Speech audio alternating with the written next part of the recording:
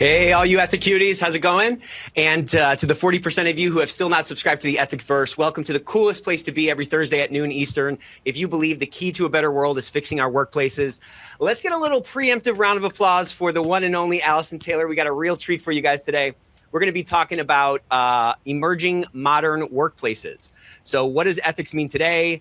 We're going to be diving through a bunch of stuff. Couple of quick announcements. Thank you all for the hitting the survey. Yeah, we're already up to about 200 emojis, so we really want to impress Allison today. So let's really try to break a record. If you have any thoughts about how the Ethicsverse could be more valuable, like I say every week, we take very seriously the hour you spend with us. So please give us some feedback on how we can make this better, topics you'd like us to cover, and so forth.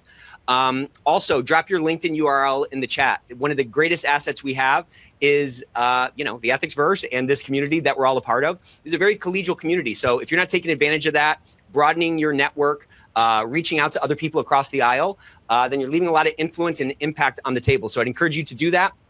Drop your LinkedIn URL in the chat and connect with one person. Also, your job is to continue to sharpen your sword, sharpen your saw, get better, change your mindset, get smarter and smarter. There's so much phenomenal content coming out every single day. So hit this QR code if you want and see some of the books in the Ethico library. As always, we're going to be giving away 5 of those today. I got an even better surprise for you. The FCPA Survival Guide is out, so this 10-part series is complete. I'd encourage you to check it out. Tom has some really great takeaways from several large cases, 10 big takeaways on how you can better survive an FCPA situation. Okay, buckle up now. Who loves you? Okay, so we have had some conversations over the last couple months about the importance of activating middle managers. Like, you cannot build a culture of integrity if you don't have all those middle managers who are closer to the front lines singing from the same song sheet. So average reports per 100 in most organizations is between 1.6 and 3.6. They are 6 to 8 times more likely to report to their manager than to use their anonymous hotline. And when you think about 65% of people saw wrongdoing last year, there's a ton of risk intelligence. There's a ton of concerns within your organization that you're probably not gaining access to. So what we've done is we've put together a free, because we love you, middle managers activation kit. So there should be a link on the console. You can check that out, or you can just hit this QR code. There are like so many resources in this. You're going to think that we're nuts. We have email banners you can customize for different ethics themes. We have talking points that you can just provide to middle managers. We have questions to drive ethical conversations. Huge white paper, 15 or 20-page white paper about how to, see this opportunity and how to take action on it. So I encourage you to check that out. It's a phenomenal set of resources. One more round of applause for the Ethico marketing team, who just loves you so much, and you haven't even met him. Can you imagine? Okay, Ethico ecosystem. Everyone's talking about it. Everybody loves it. Next gen tool that can help you do more work more efficiently. You probably didn't go to school to be hand typing PDFs from one case management system into the other. How much better would you be able to make an impact in your organization if those things were dialed in and connected? So if you'd like to see a next gen tool, this is a leave your wallet or leave your purse at home type of demo. Hit us up, and remember that 1 year free is still in play for Ethicsverse members. So if you've not subscribed to the Ethicsverse, I'm not sure what you're doing. All right. This is book of the year, and some would say Higher Ground. Allison wrote Higher Ground. I'm about 3/4 through my second reading of it. It's a really phenomenal book. If you have not checked this out, then you should check it out. But we are giving away, I was going to give away 5, but I'm going to double that. We're going to give away 10 today. So 10 copies of Higher Ground, and we're going to be diving in. We have I mentioned this, your service. Hi, how's it going? I'm Nick, Chief Servant of Ethico, host of the Ethicsverse. And here is the one and only Allison Taylor. Allison Taylor is a thought leader, top voice on LinkedIn. She puts out a ton of content. If you do not follow her on LinkedIn, click that thing on the side of the console and absolutely fire her. The content or follow her, don't fire her. Follow her. The content she puts out every day is fire. She has such a great voice. Allison, welcome to the Ethicsverse. How's it going? It's going brilliant. So fantastic to see you, Nick. Thanks so much for having me. Absolutely. So, Allison, we are going to talk today about engaging modern workplaces. I really just want to kind of start a little bit about, with your book, like what inspired you to write Higher Ground? What problem did you see in the marketplace, and what was your real drive to put this content out there? Oh, well, what a great question to start with. And I could give a long answer that's all about my career. I worked in investigations for a long time. So I worked with ethics and compliance teams and lawyers and bankers. And then I worked in sustainability, and that was a very, very different frame. So I became really interested that there are all these functions and ideas about what it takes to be a responsible business. And I noticed that they didn't really connect with each other in very, very interesting ways. The simpler way to answer that question, right, is that we have become confused, I think, about what the term ethics even means. I did about 200 interviews for my book, and I found it really interesting that I would get on the line with prominent ethics experts and they'd say, I try to avoid using that word. People think you're going to start singing hymns. People think it's rigid. People think it's judgmental. So I think we're in this situation where we all think we know what it means to be a good business or an ethical business, but we don't actually all agree. And then the other kind of reaction I get when I talk about this question is like, oh, but the world's so divided. How is any company supposed to even figure out what it means to be ethical? So I think we've got into this kind of fascinating situation where it's not enough to have just legal compliance. Even if you did just try and stick with legal compliance, compliance regimes and laws are becoming inconsistent globally.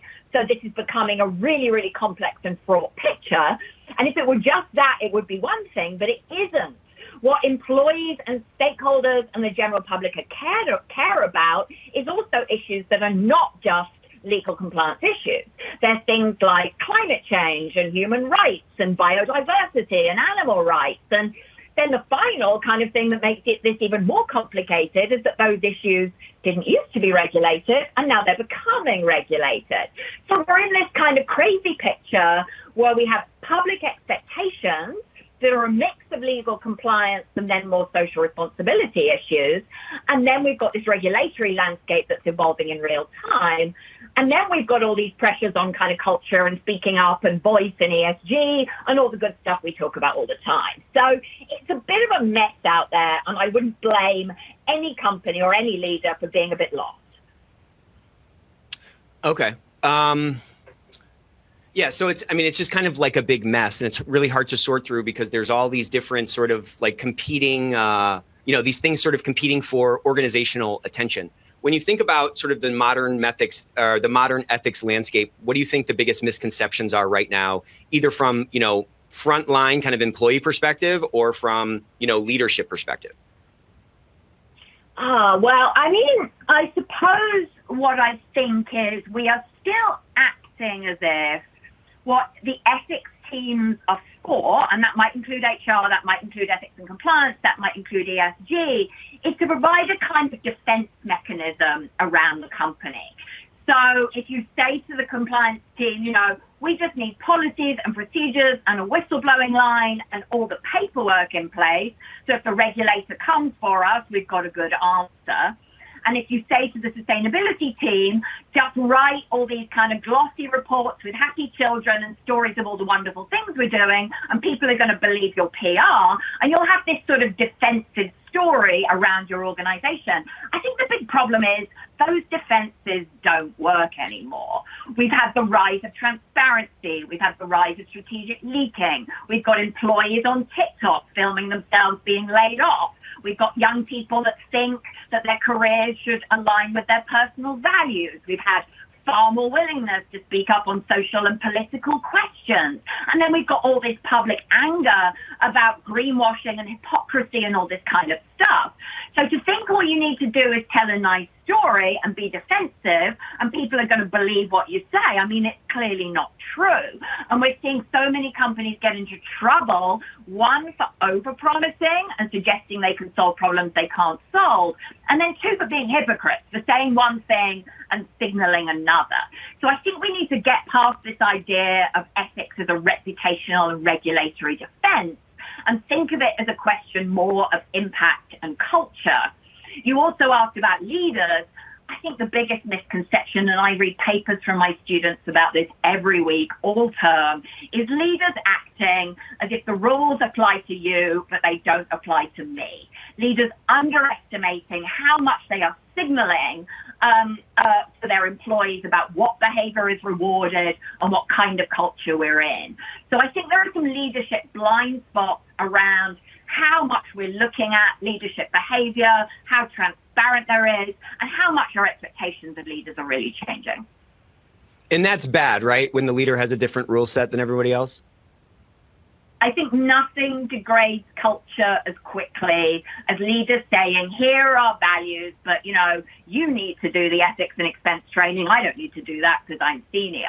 You need to observe these rules. I don't need to observe these rules because I'm in power. Or saying, we've got zero tolerance for this, this, this, and this, and then signaling that there's tolerance if you're in the C-suite. You can get away with this behavior. I read a lot of ethics papers, hundreds of them every term. They're almost always about bad leadership. I'm just taking notes here. Okay, so I got some changes to make. Just kidding. But that tone that is set, I think like at some level we're kind of talking about authenticity. Like in those old Western movies, the camera would follow them into this Western town. But if you like move the camera a little to the left or a little to the right, you could see that these towns are fake. These are just these sort of facades. And I think what we're talking about is there's been a lot of, again, ethics washing, greenwashing. A lot of these facades have been put up and it's been used sort of more as like a marketing ploy than the authenticity. Like you could get a car kit and you can build something that looks exactly like a car, but if you pop the engine or if you pop the hood, there's no engine in it. That's not actually a car. And when we're talking about values without that sort of leadership connection, and when we're talking about a culture where there's not that actual buy-in and that authentic sort of pursuit of whatever the ideal is, then I think you fall into this sort of inauthentic, sort of synthetic, thing that a lot of us are kind of swimming through right now. 100%. And I think all human beings, like we pick up on these signals, these social cues, how people are behaving around us, what the organization is telling us about the culture all the time. We're very, very good at this. And so if you're saying one thing over here, but whether it's your incentives or structure or behavior or signal of what it takes to be promoted around here, you're signaling something else. You're saying, well, that guy is kind of not a very ethical leader and not very nice to his team, but his sales results are awesome. So I guess we'll let him get away with it. If people will pick up on those signals. And so I think you're right about authenticity, but let's also be clear, it's really, really hard to be authentic today because there are all these stakeholders pushing you to go further and faster on all these issues. And I think a lot of companies, for really good and understandable reasons, have got drawn into overpromising, and now they're really struggling, especially on the ESG area, to kind of back out of these overcommitments. And so I think we need to get to a more kind of restrained and sober and far more bipartisan discussion of what corporate responsibility really means today. Well, I wish I could do emoji reactions because I would have put about 30 or 40 on what you just said. I think, I think you probably a bunch of the points I'm going to be making have been like stolen off the page of your book or just stolen off of your LinkedIn post here. But, you've made this point.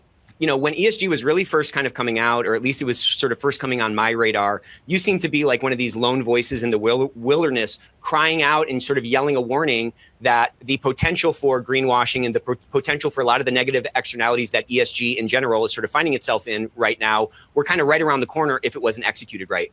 And I think I'm probably botching this, but, I think what I remember from a lot of your messaging and a lot of your positioning is you were saying you can't be all things to all people. You can't do 50 different things.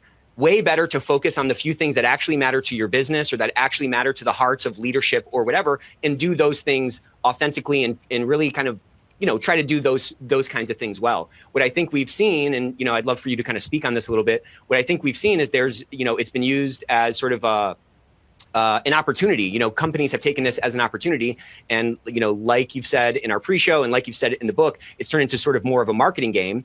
And, when you introduce this transparency element, this marketing, this sort of external facing, picture or this external facing facade is really just an external representation of the internal piece, right? The internal culture, the employee experience. This is all really kind of one thing. And as transparency has sort of skyrocketed over the last decade, call it, discrepancies between that sort of internal reality and the external sort of facade, I think creates a lot of dissonance, and people don't like that hypocrisy. We're sort of like wired to have like justice sensitivity and hypocrisy sensitivity. So I'd love for you to kind of tell us a little bit about, like that concept, if you think, tell me what I've gotten wrong on that. And then to kind of carry that forward, if an organization is in this place where they're like, we kind of got out a little bit over our skis and we're talking about a lot of things that in our heart, we're not authentically like committed to fixing, how do they sort of pull that back in an authentic way without, let's just say falling into the Tractor Supply, response?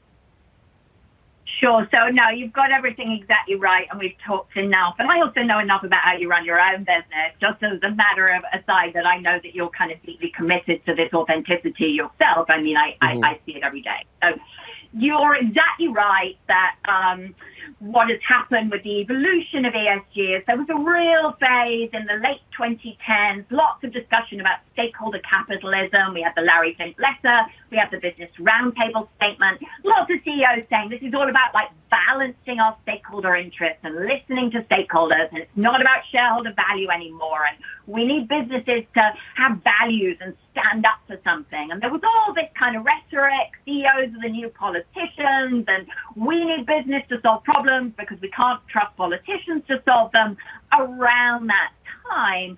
And leaders, I think for good reason, around that time got drawn into a lot of this rhetoric. But the reality is, you can't report on 50 things. You can't be strategic on 50 things.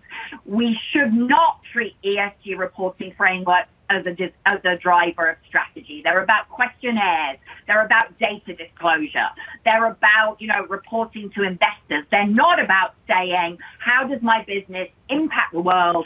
What might my negative and positive externalities be? And how can I focus on my actual impact on human beings? So I think we're seeing a story where ESG was treated as marketing or investor relations, and now it's becoming regulated very rapidly, especially in the EU.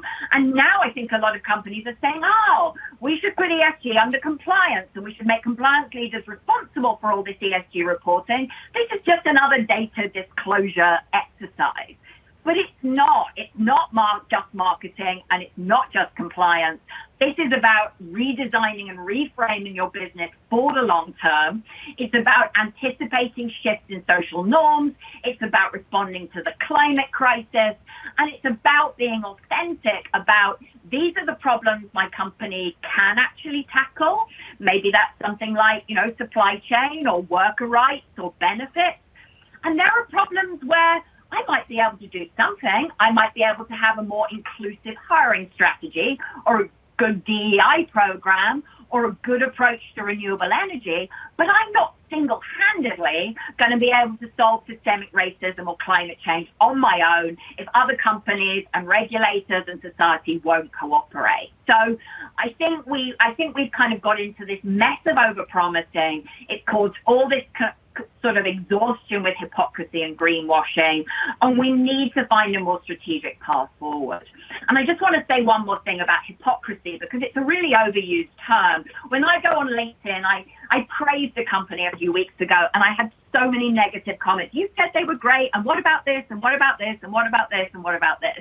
And so, there's all this kind of pressure, but I think what we need to be clear on is, if you're not coordinating, if you're not getting clear, this is my code of conduct, this is my sustainability report, this is my commitment to my employees, this is my political spending budget. If you're not getting clear and consistent and strategic about these things, you're going to have mixed messages. You're going to have mixed messages like Bud Light did, or mixed messages like Tractor Supply did, or you're going to get into trouble. So what we really need, I think, and this I want to speak directly to your audience because I know we've got a lot of compliance and ethics leaders in the audience here. What we need, I think, is to treat ethics as a strategic, long-term function. It's not just about policies and procedures. It's not just about writing glossy reports. It's about saying, how do we impact the world? What problems should we take on and what should we try and solve? What market should we be in? What market should we not be in? How can we anticipate future risks? So I think there's this kind of amazing opportunity, and I'm seeing some leaders take this on, to have a senior strategic ethics role that sits in the C-suite and has meaningful power and isn't just being asked to deliver the paperwork and do what the CEO says. So, I mean, I'm on that tip, right? I'm on that tip where I believe that the only sustainable competitive advantage in any business is an authentic culture of integrity. So in order to build that, kind of to your point, it takes that long-term focus. It takes sort of a change in prioritization. And it takes a real kind of intentionality around trying to drive toward that ideal, as I said, right? No business is perfect. No culture is perfect. Circumstances change. They're like these weather patterns that are constantly shifting, and, organizations, leaders, whoever need to kind of continually adjust. But you talk about sort of an ethical culture as a strategic advantage, right? You talk about or as a strategic asset. I get that, but I don't think everybody gets that in the world, particularly as you go sort of higher up in an organization. How do we frame that out, and how do we start to kind of screw those light bulbs in and hopefully get a little bit of electricity to them so that people's scales fall from their eyes and they can see, oh my gosh, yeah, this is actually a really critical thing. I spend a lot of money on these other assets or these machines or this IP. I should also be putting some focus and some intentionality behind or around this really massive sort of strategic lever that maybe isn't being used as much. Right. So what a great question. So I think, lots of leaders like to talk about ethical culture. They like to talk about what kind of cultures they have. There's also, we've all probably worked in companies where you have to fill out a survey about how do you feel about the culture? How do you feel about your leader? How do you feel about the benefits? And then there's a sort of response from leaders. How do I get a better score? How do I get a better score than my, than my colleagues? And how do I just sort of feel all right that my culture's okay? So we sort of care about culture, but there's also this tendency to treat this as kind of fluff or something difficult to define compared to policies and procedures and reports and disclosure and that kind of thing. If I'm trying to have a conversation with CEOs, CFOs, senior leaders about this topic, which obviously I do all the time, I would start with that transformation of the landscape, right? You cannot control your reputation in the same way. Social media and the rise of employee activism means you have been forced into a much more fraught and interactive relationship with your stakeholders. You used to be able to say, we have internal messaging over here, external messaging over there.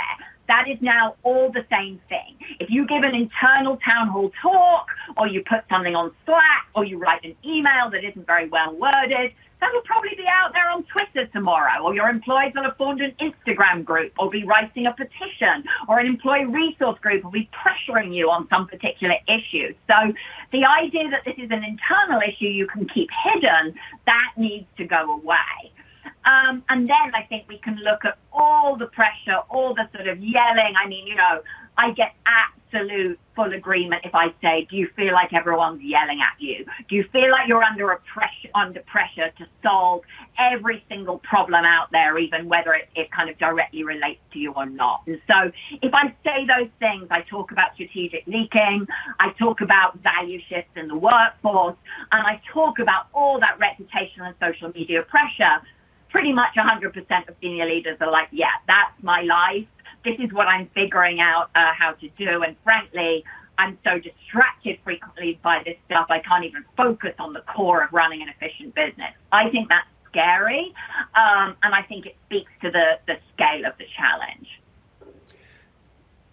So, I mean, you're kind of talking about this sort of like added dimensionality to this thing that's existed, right? This ethics thing has sort of had a legal lens or sort of a compliance lens. And what you're talking about is really letting it sort of expand to this perhaps third dimension. What are the risks, you think, for a company that can't, in their mind, wrap their head around what you're talking about? Is it just the risk of like inauthenticity? Is it a reputational risk? Is it some question mark risk? How do you think about that, and how would you communicate that to a leader? Yeah, so I think it's partly a problem of anchoring to reputational risk. So we like the idea of reputational risk, and it is a very, very kind of good way to say to leaders, if you don't do the right thing here, this could really, you could really disappoint stakeholders, and this could really have a financial impact here. But we kind of, I think we get into a lot of trouble. I call it kind of governance by social media. If we base our policies and procedures on whoever's yelling at us on Twitter this day. This is right. Exactly what happened, by the way, to Tractor Supply. Very, very niche person who is called Starbucks forms this campaign, makes a lot of noise, and Tractor Supply is saying, well, we're going to listen and we're going to adjust all our policies because of this person that's yelling at us. That signals hey, come and yell at us more. We'll maybe kind of change some other policies. And so I think if you anchor your approach to reputation and whatever group of stakeholders is yelling at you that week, you're going to look directionless and skittish, and if you have no fundamental values and no fundamental purpose. So I think the first thing we've got to do is to be a little bit skeptical about all that social media noise. Another thing that is really under-discussed here to say is that very often it's the best performers, not the worst performers, that get the pressure from activists. So if you look at activist databases, what NGOs are very often trying to do is move a whole sector, and we can look at Starbucks, the coffee company, right? The CEO's just been replaced. They've had enormous amounts of negative press, as everybody knows, over unionization and the way they treat employees, which is ironic because actually, in terms of labor rights, DEI benefits, and a whole load of other things, they're the best in their sector. Right. So we've got to get away from the idea that in some way social media pressure and social media noise is a good gauge of actual performance, and we've got to be able to be more long-term. The second thing I would say that we need to do is base your decisions again on how you impact human beings. So that means treat your workers with dignity and respect, provide flexibility and benefits. Get serious about cleaning up your negative externalities. I think, it's such a kind of, before you go out there promising to make the world better, do your best to make your business better. Focus on your own employees and your own supply chain before you go out there taking controversial stands. You don't need to respond every time someone is yelling at you. You don't need to overpromise, but you need you need some direction. And I think you need to kind of get with your employees and get with your workforce and say, here's the business, here's what we're doing, here are the problems that are strategically relevant for our business, and then here's the noise where we might need to report, we might need to, disclose if we're asked, but we don't necessarily need a bunch of initiatives here. And so I think having that kind of collaborative discussion about what problems you take on is a really good way to take a lot of the heat out of this whole set of problems. In the first part of your answer, you're kind of talking about this sort of external pressure and this, sort of need or this desire to respond to those things. And, I think if you can zoom down to an individual, zoom down a company down to an individual, anytime you as a person are putting yourself out there, whether you're giving a talk or you're going to, try to ask someone if they want to drink or whatever, you're talking in front of the board, you're going to get judged. You're going to get judged positive or negative. People are going to say, oh, this person's so smart. I really like them. They seem like me. Other people are going to say, screw that person. So if you're going to get judged anyways, you can approach that and say, okay, I'm going to sort of kind of hide who I am and shave off these edges of who I am. Or you can just be authentic and be your authentic self and try to make the impact that you're going to make. And it's if you're going to get judged anyways, I would much rather be judged trying to be an authentic thing, an authentic being or force in the world than being this sort of fake thing. And I think many organizations are trying to be that first thing of kind of trying to be all things to all people. In your book, and I think we've talked about this, Allison, this concept of stakeholder capitalism, which I'm, all for, I guess, maybe with an asterisk. The challenge, I think, for an organization is what does stakeholder mean? I mean, it can literally mean anybody and everything. And so when an organization, I think, says, hey, I'm all about sort of maximizing the impact of stakeholders, well, that's such a vague term that kind of to what you were saying a minute ago leads to potentially a lot of missed expectations, right? Someone can take a certain claim as meaning one thing when the company sort of meant something else. And these natural expectation mismatches can often be erroneously attributed to just a general hypocrisy. So when you think about this thing, an organization that has tried to be all things to all people, how do you help them sort of sort through and start to prioritize? There just is a natural prioritization, right? Not all stakeholders are equal. So how does somebody think through that? And why is it so hard to sort of start to draw lines between these different spots on this sort of, list of priorities? Yeah. So, I mean, the simple answer here is you can't please all the people all of the time. And I think one of the things that kind of happened rhetorically, right, is we had this idea back in the 20th century and, the Milton Friedman idea, we just focus on shareholders. Focus on shareholder value, don't break the law. That's all we need to worry about. We had that idea of ethical business for a long time.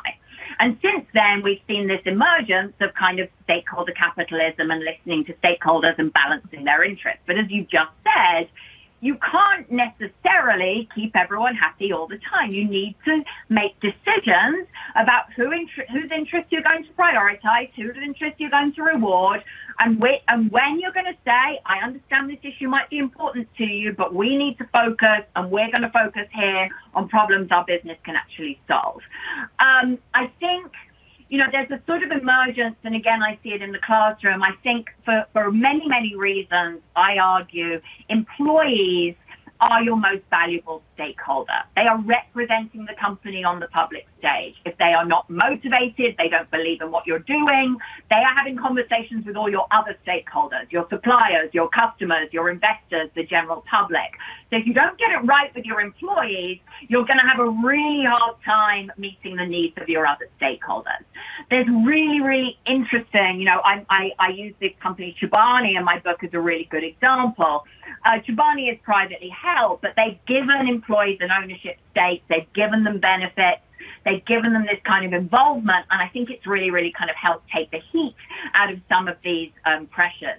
KKR, which is a private equity firm I work with very closely, also now has an employee ownership focus in its investors, in its investments, and that's part of its overall kind of investment strategy. I teach at a New York business school that is a feeder school to Wall Street, and in the classroom, whether it's MBAs or execs or undergrads, I hear this pro-worker sentiment that I think is really, really new. So I think, again, if you focus on your workers, if you focus on your culture, if you focus on involving your employees in discussing these trade-offs rather than kind of saying, here's my decision, I'm going to bark orders from the top and you'd better like it or otherwise you can leave, you get everyone involved in this dialogue. And if you keep your employees happy, you still may have to manage trade-offs. Maybe your investors want you to cut wages and employees want you to increase wages. That's a very kind of obvious example. But I think if you put your people at the center of your culture and you make a meaningful commitment to your employees and you even just listen to your employees. There's a wonderful famous story about Hubert Joly taking over Best Buy and listening to his frontline employees in the store and turning around his business because he listened. He didn't come in and say, we need to cut costs and I know what I'm doing and I'm in charge. He said, I don't know the answers to everything. What's your experience? And I think, I don't want to kind of tease up to you too much, Nick, but you model this authenticity yourself. I see it in your organization and I see it on social media. And I think might be kind of overly simplistic, but how often do we hear a CEO saying, I don't know, we're in uncharted territory. Maybe we should have a consultation and experiment for a while and make decisions. There's this sort of, I think, panic about seeming certain about everything. Right. And I actually think to have the trust of your employees, to build psychological safety, to make everyone feel we're all in it together, which is the core of ethical leadership, you need to be able to be authentic, which means sometimes saying, I don't know. What do you think? And that oughtn't to be a radical statement, but it's kind of a radical statement. No, I think I got a little secret for everybody. Guess what? Nobody knows what they're doing. Everyone's just figuring it out. So I just think that's what life is. It's a new wave coming. It's a new undulating floor we're trying to walk across. And, to your point, I think the people on the front lines, they see way more things than somebody up in some kind of an ivory tower sees. And I don't think that's, maybe I'm being a little too vulnerable here, but I don't think that's indicative of like a bad leader, that they don't have the answer. Like, you don't always have the answers. You know what I'm saying? You're not always just making a peanut butter and jelly sandwich. Like, business is complex, circumstances change, and so forth. And I think what you said is exactly right, Allison. Getting those voices. I mean, we talk about this all the time. Like, the more risk intelligence, the more insights we can get from folks, the more eyes that the organization, the entity that is the organization, has out there, pointed at the same goal and, responding and, sharing, insights about how things can be improved, higher the odds that organization is going to outperform everybody else. It's just sort of, that's, I think, very basic. But what I also think is that a lot of organizations sort of mess up on the front end because they haven't had these kind of conversations. They haven't gone through that sort of prioritization list, and they can't then share that transparently with people coming in to say, like, look, every organization has some kind of like decision-making algorithm kind of behind the scenes that governs what gets done and what doesn't get done, where resources go or where they don't go. And I think the sooner an organization can sort of like deconstruct that or like be able to articulate what that algorithm is and share that out to folks, well, then at least we have like a starting point. At least we have sort of defined what we say matters at this point in time. And if that needs to change for whatever reason, then fine. But I think organizations, because of their lack of clarity or the lack of transparency they have, or the lack of, I guess it's just kind of clarity, a lot of people are just kind of floating and they don't know sort of which way is up. So when they start to advocate, they're perhaps looking at sort of a blank canvas instead of, referencing something that's already in place.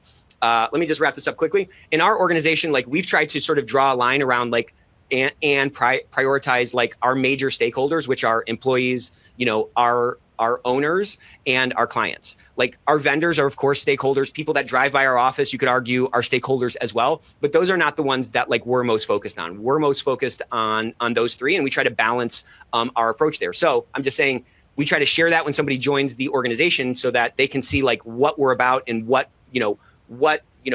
entities we're actually trying to maximize. I'd love to hear your kind of reaction to that, and how let me just add this one thing that Deb said. Hey Deb, how's it going? She said, just be who you say you are, and then transparency is not scary. So there's a lot in that, and I just want to bounce that off of you.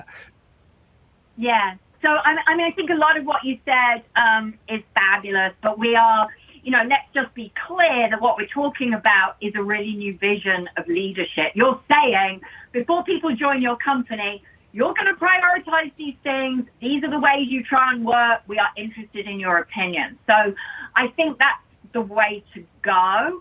But we still, I think, have a generation of leaders stuck in this idea that they've got to have the answers and they've got to project certainty and they can't, say this is 100%. An evolving conversation. And I think we've all got to be clear. It doesn't matter who you are.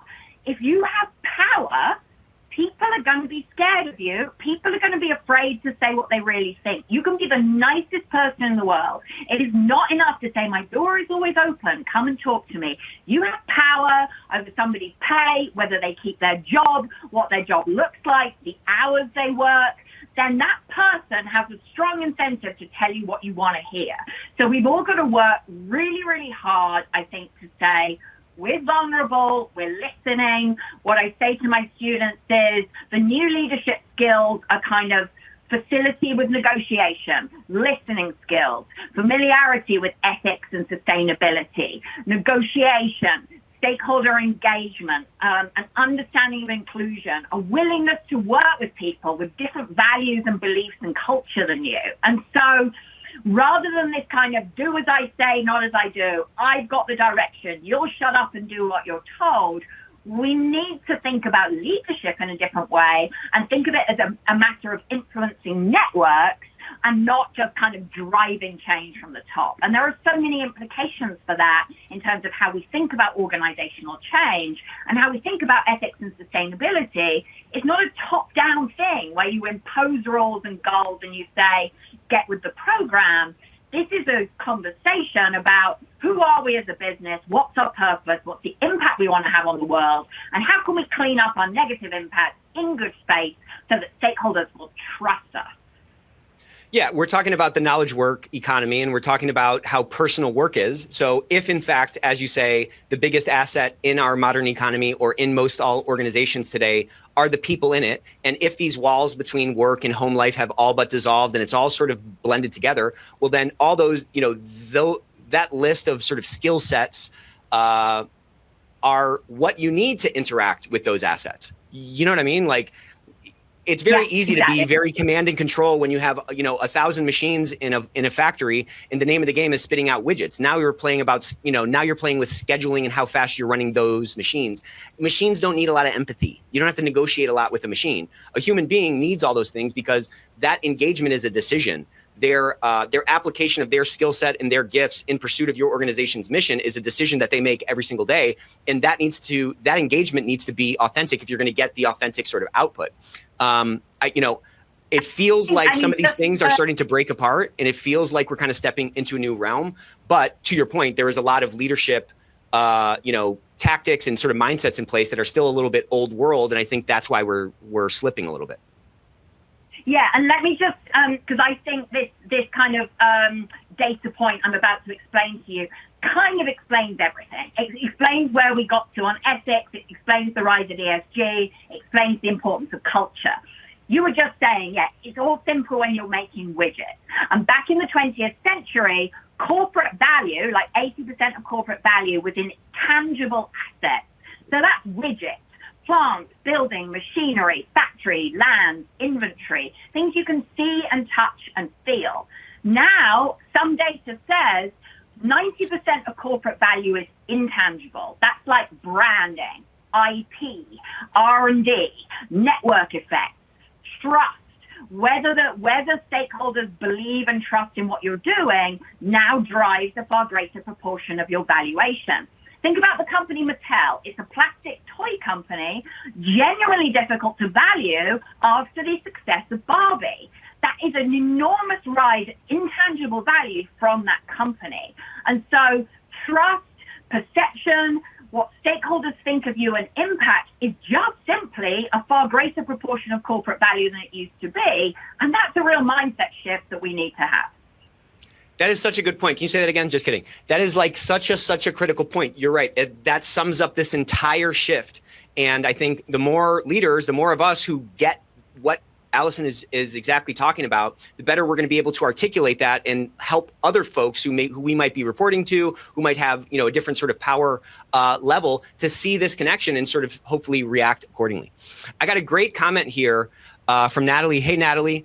Hi, Allison. I love your recommendation to companies that if they are confused about where to start with ESG, start with humans. Ethical culture is mostly about experience. Culture is what is rewarded, penalized, tolerated, and overlooked, and is often just words on a website. Here's the question: how do we strengthen the alignment and drive in terms of how middle managers act in this ethical culture? Like, how do we sort of bridge that and turn those guys on in a way?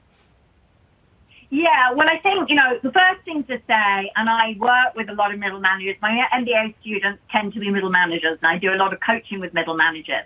So the first thing is the consistency from the top. What I hear from a lot of middle managers is like the CEO is saying, you need to prioritize belonging and mental health and, employees speaking up, and you need to listen, and you need to provide psychological safety and flexibility. You've also got to hit your goals and performance manage and make sure your team is delivering. Well, if you can't do both, where are you going to compromise? So if there's mixed messaging at the top, it really hits middle managers. Even if there isn't mixed messaging from the top, we all remember being middle managers, or maybe some people on the line are still middle managers. It's inherently really stressful. You've got pressure from the top and pressure from below.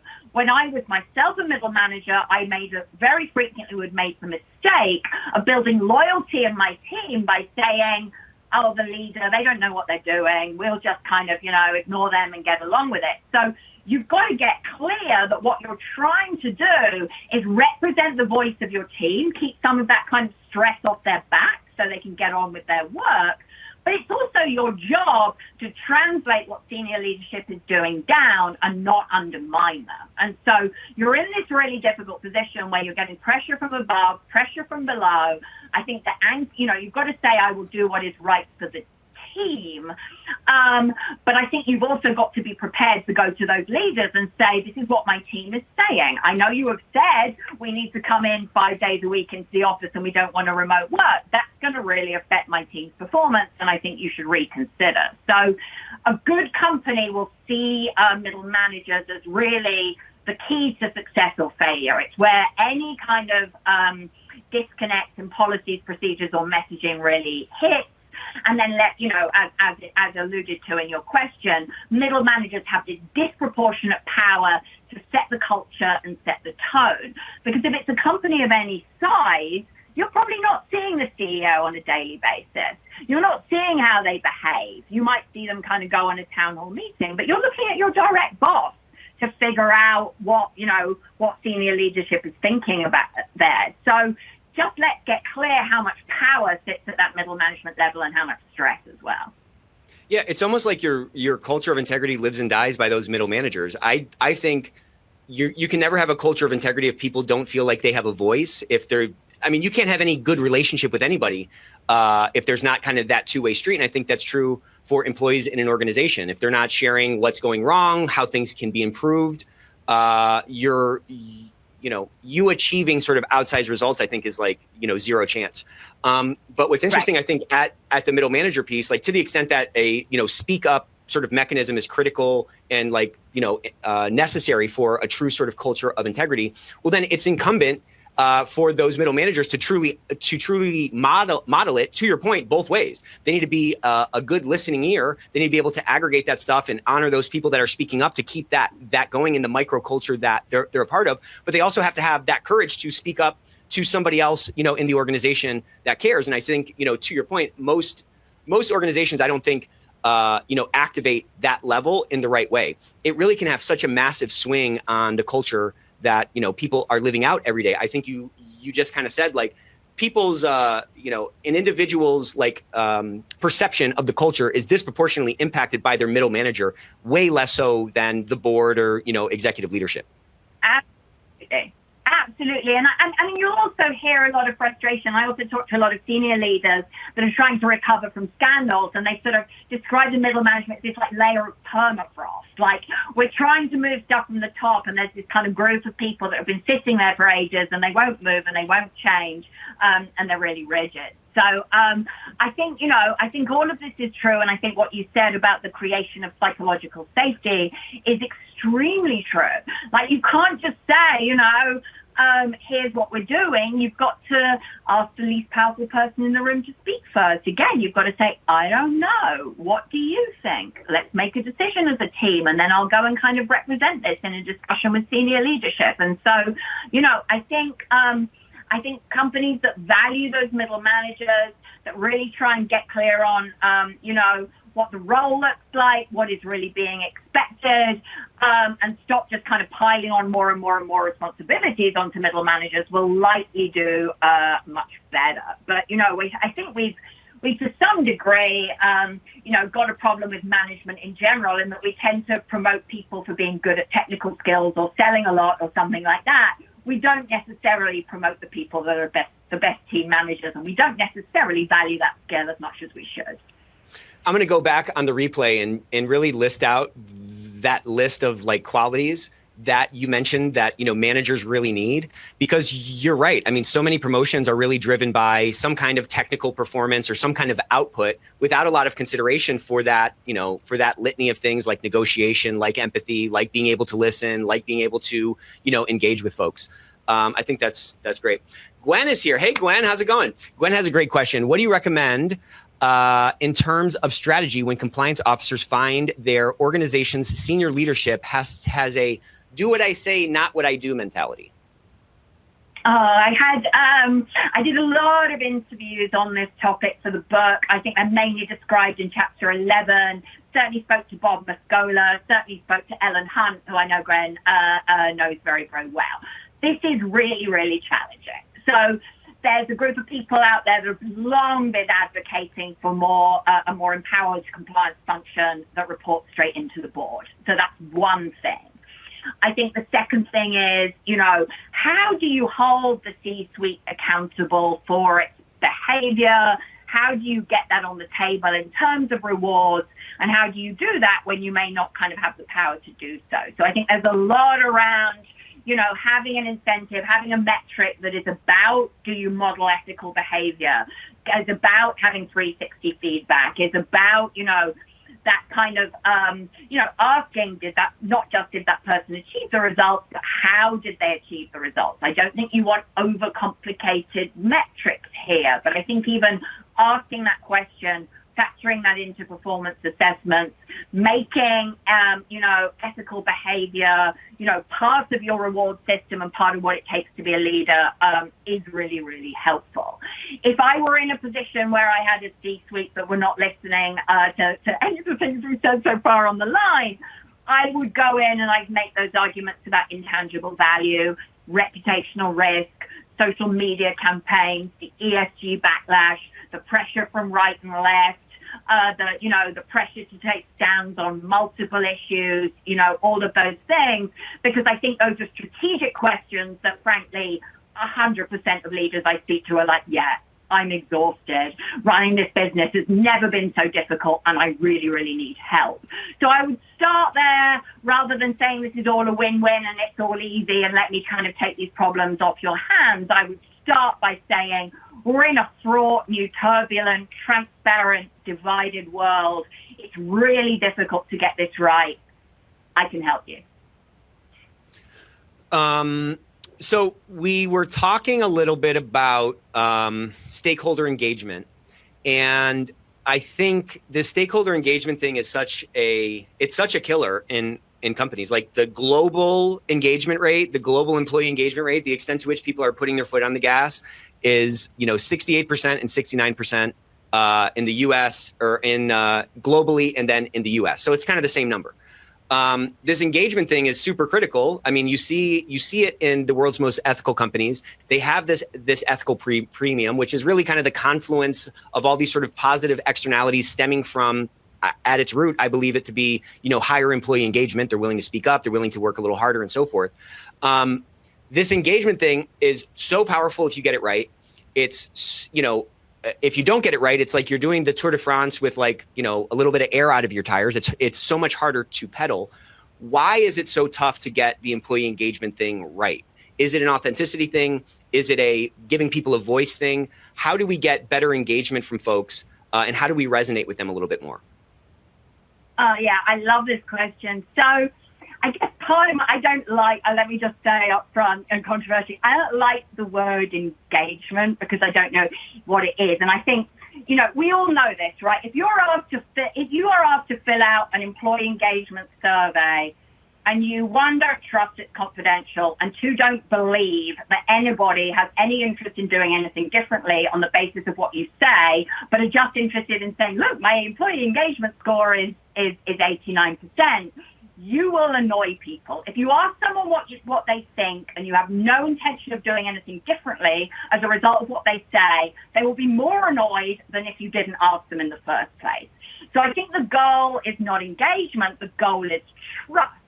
And so if what you want to do is build trust, that implies reciprocity. That implies if you are engaging with the stakeholder and you're saying, what do you think? What is your opinion? Where would you like me to prioritize?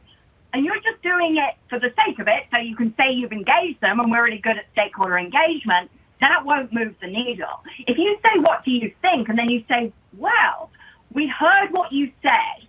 We can't do everything that everybody wants because people have different opinions.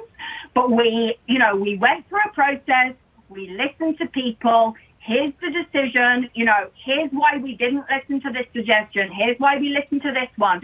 Then most of us, if they feel the process was fair, if they feel they were listened to in good faith by a group of people that are willing to consider a different course of action, then even if that course of action is not what I personally want, I'll be like, that's a process I can get behind. I was treated with dignity and respect.